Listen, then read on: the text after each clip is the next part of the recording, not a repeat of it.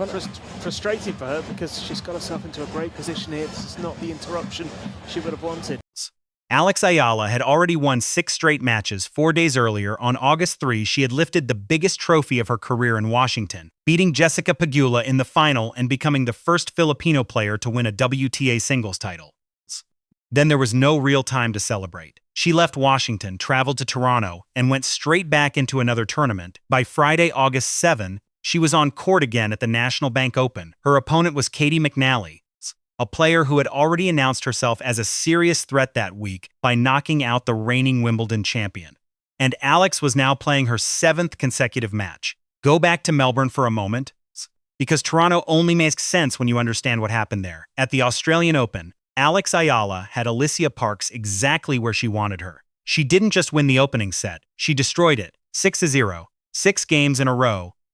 With Parks unable to find any rhythm, and Alex looking like the match belonged to her from the beginning, then everything changed. Parks started finding her range, the momentum moved across the net, and Alex couldn't stop the shift.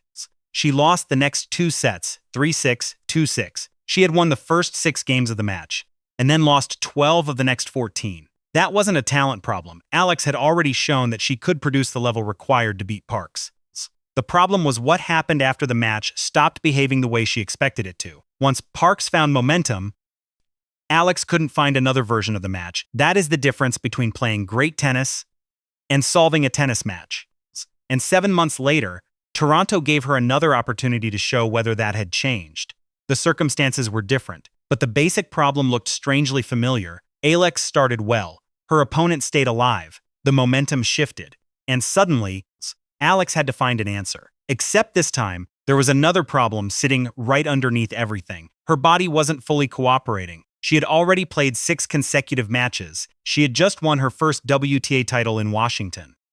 She had traveled to another country and entered another tournament almost immediately. And now, during the McNally match, she had an ankle problem that affected one of the most important parts of her game. Movement. That changes the mathematics of tennis. When you're healthy, a long rally can be an advantage. You can defend one more ball, change direction again, recover to the middle, and wait for the right opportunity. When your movement is compromised, every extra exchange becomes more expensive.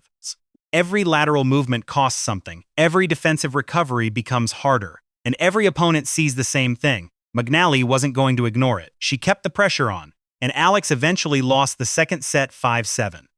Now, the situation was completely different from the one she had faced in Melbourne. In Melbourne, she had started with everything working, and then watched the match disappear. In Toronto, she had already lost the second set. Her opponent had momentum, and her body had given her another problem to solve. This is where the most important change appeared. Alex didn't try to pretend nothing had happened. She didn't simply continue playing the exact same match and hope her ankle would somehow cooperate. She adjusted. The longer rallies became less attractive. Covering the entire court repeatedly was becoming a bigger risk, so the solution was to reduce the amount of tennis her body had to survive. Take the ball earlier. Look for shorter exchanges. Attack instead of spending every point defending. Make McNally move try to finish points before they turned into another physical test. That is adaptation under pressure, and it is very different from simply calling someone mentally tough. Mental toughness is often described as enduring whatever happens. What Alex was doing was more useful. She was changing what she was asking herself to endure. Instead of trying to win the match exactly the way she had planned before the ankle problem, she changed the conditions of the match itself. Her body couldn't give her the same movement, so she couldn't ask it to play the same tennis. That sounds obvious when you say it afterward, in the middle of a deciding set. With a WTA 1000 match on the line, it isn't obvious at all. That's why the third set becomes so revealing. Alex held early. Then she broke McNally. The crowd exploded. But McNally wasn't going away. She had already beaten the reigning Wimbledon champion in Toronto. She knew how to handle pressure, and she knew Alex wasn't moving at 100%. So the match became a test of whether Alex could maintain the advantage, without allowing McNally to drag her back into the kind of long physical contest that could expose the injury again. And this time, Alex kept finding the right decisions. She didn't need every point to be spectacular. She needed the important points to be played on her terms. That is what changed. In Melbourne, when the momentum moved away from her, Alex couldn't stop the match from becoming Parks' match. In Toronto, When the momentum moved away from her, Alex started changing the match back. The score moved toward 4-2, then 5-3. And suddenly, Alex was serving for the match. But McNally had one more answer. She saved the opportunity and stayed alive, forcing Alex to come back and close the match herself. That moment matters because this was exactly the kind of situation that had caused problems earlier in the season. The opponent refuses to disappear, the pressure increases, the finish is suddenly within reach, and the player has to find another level. Instead of waiting for the opponent to give it away, Alex did. She finally closed it. 6-4 in the third. 2 hours and 39 minutes after the match had started. The comeback was complete, but there was something bigger hidden inside that result. Look at what had happened across the previous week. Against Jessica Pegula in the Washington final, Alex lost the opening set and came back to win the title. Against Alycia Parks in Toronto, she won the opening set, lost the second, and then won the deciding set. Against Katie McNally, she did the same thing again, 3 matches. 3 completely different problems, 3 times. The match moved away from Alex, 3 times. She found a way to win the deciding set. That is a much more interesting pattern than simply saying she is on a winning streak, because now compare that with Melbourne. January, Alex started brilliantly and couldn't hold the advantage. Toronto, Alex lost momentum and rebuilt the match. That is the real development. Her biggest improvement may not be that her forehand suddenly became better. It may not be that her serve suddenly became unplayable. It may be something less obvious. And much more important, she is becoming better at understanding what the match requires after the original plan stops working. And that is a completely different skill. A player can spend years developing strokes, but every match eventually creates a problem that the practice court didn't prepare you for. An opponent changes tactics, your timing disappears, the crowd becomes hostile, your body starts hurting. You lose a set you expected to win. You suddenly find yourself serving for a match that you were nearly certain you'd lost 20 minutes earlier. That's where players separate. Not when everything is going according to plan, but when the plan becomes useless. In Melbourne, Alex had a 6-love lead and couldn't stop the match from changing. In Toronto, she had lost the second set and was dealing with an injured ankle, yet she found a different way to finish. That doesn't mean she has suddenly become unbeatable. It doesn't mean every future comeback will end with her raising her arms. It means something more realistic. When the match stops being the match she wanted, she is becoming better at turning it into a match she can still win. And that may be the most important development of her entire season. In January, the match changed and Alex changed with it. In Toronto, the match changed, and Alex changed back. This was not an isolated comeback. Look at what has happened in roughly 10 days. Alex Eala won the Washington WTA 500. She won the first WTA title of her career. She beat Jessica Pegula in a championship final. Then she traveled to Toronto. She beat Alycia Parks, the same player who had stopped her at the Australian Open earlier this year. And then she faced Katie McNally, lost the second set, dealt with a physical problem, and still found a way to win the deciding set. 7 consecutive match victories. But the most interesting part isn't the number 7. It's the different problems hidden inside those 7 wins. Pegula tested her in a championship final. That was about handling the pressure of being 1 match away from the biggest title of her career. Parks tested whether she had actually learned from Melbourne, same opponent. Completely different result. McNally tested something even more complicated. Could Alex change her tennis when her own body stopped allowing her to play the match she originally planned? She passed all 3 tests differently. And that's why the McNally match matters more than another number added to a winning streak. It showed that Alex isn't simply becoming better at playing her best tennis. She's becoming better at dealing with situations where her best tennis isn't available.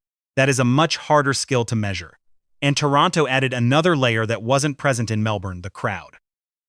But this wasn't simply another crowd cheering for a popular player. By this point, Alex had become the reason many of those people were inside the stadium in the first place. The atmosphere changes when thousands of people aren't just watching a tennis match. They're waiting to see what Alex Eala will do next. Every time she falls behind, the reaction gets louder. Every time she finds a way back, the stadium erupts, and that creates pressure, because once people expect something from you, the match becomes different. You're no longer playing only against the opponent across the net. You're playing with an entire stadium expecting another moment, another comeback, another win. But Alex increasingly seems to be turning that expectation into energy rather than allowing it to become another weight. That's an important change because the more successful she becomes, the harder it becomes to surprise people. A few months ago, beating a major name was the headline.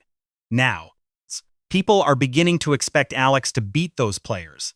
That's a completely different reality. And the next challenge makes that clear. Belinda Bencic represents another kind of test. Different opponent, different rhythm, different experience. Bencic has spent years playing at the highest level, and her ability to take the ball early, redirect pace, and read exchanges creates a very different tactical problem from McNally. And Alex doesn't get the luxury of unlimited recovery time. The ankle has to recover, the body has to recover, the schedule keeps moving. The tournament doesn't care that she just completed one of the most exhausting stretches of her season. That's professional tennis. You don't get to choose when the next problem arrives. And that's why I'm less interested in asking whether Alex can keep winning forever. She can't. Nobody can. Every winning streak ends eventually. The more interesting question is what happens when this version of Alex finally loses, because that will tell us something. If she loses after fighting through another difficult match, does she carry the defeat differently? Does she immediately look for the solution? Does one bad result become a setback or simply another problem to understand? That's where we'll find out whether this is just an extraordinary stretch of form or whether something more permanent has changed in the way Alex competes. Go back to Melbourne's same player, same sport, many of the same fundamental weapons. But when the match turned against her, she couldn't find her way back. Now look at Toronto. The match turned, her opponent gained momentum, her body created another problem, and instead of allowing the situation to decide the result, Alex changed the way she played. That's the development worth watching. The streak will end eventually. Every streak does. But the interesting part is no longer how many matches Eala can win. It's what kind of player she has become when winning stops being easy.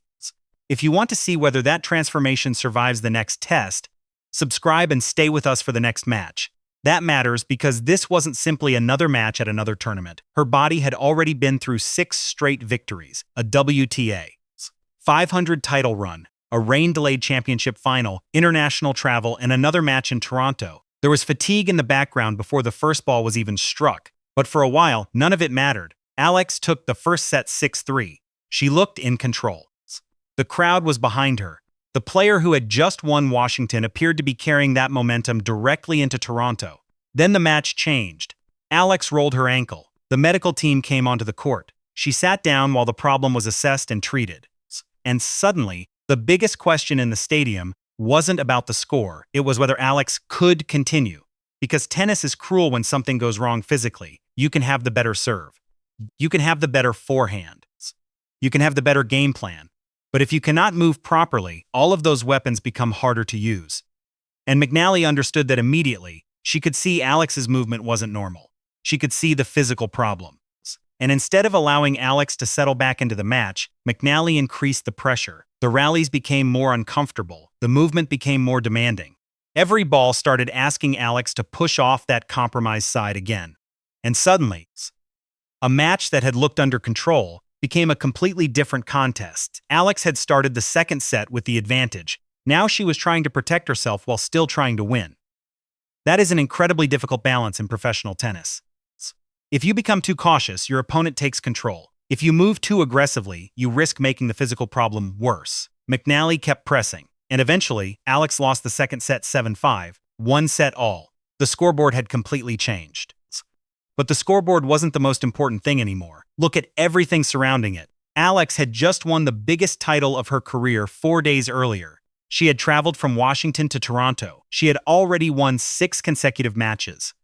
This was her 7th. Her opponent had already eliminated the reigning Wimbledon champion. And now Alex had an injured ankle in the middle of a deciding match. There was a very logical way to approach the situation. Stop. Protect the body. Protect the rankings. Think about the next tournament. Think about the US Open. Nobody watching could have blamed her for making that decision. But Alex went back out for the third set. And that is where this match starts connecting to another night that happened 7 months earlier. January, Australian Open, Alycia Parks was across the net. Alex had started that match brilliantly. She won the opening set 6-0, 6-0. For a moment, Parks had no answer. Alex looked completely in control. Then the match flipped. Parks found her range, the momentum changed, and Alex couldn't stop it. She lost the next 2 sets and went out of the Australian Open. That defeat mattered for a reason beyond the result. It exposed a question about Alex that nobody could answer yet. What happens when the match stops going according to plan? When everything is working, Alex can play spectacular tennis. But what happens when the opponent changes the rhythm? What happens when the momentum disappears? What happens when the physical conditions change? What happens when the player across the net starts believing she can win? 7 months later, Toronto gave Alex a much harder version of the same problem. This time, the opponent wasn't simply finding a way back into the match. Alex's own body had become part of the challenge. She had lost the second set. The ankle was bothering her. McNally had momentum. The crowd was waiting. And Alex had 1 set left. The final score would eventually read 6-3, 5-7, 6-4. The match would last 2 hours and 39 minutes. But none of those numbers explain the real story, because the deciding set was about to reveal whether the player who collapsed after a 6-0 start in Melbourne was still the same player. The question was no longer whether Eala could play great tennis. It was whether she could still find a way to win when great tennis was no longer enough.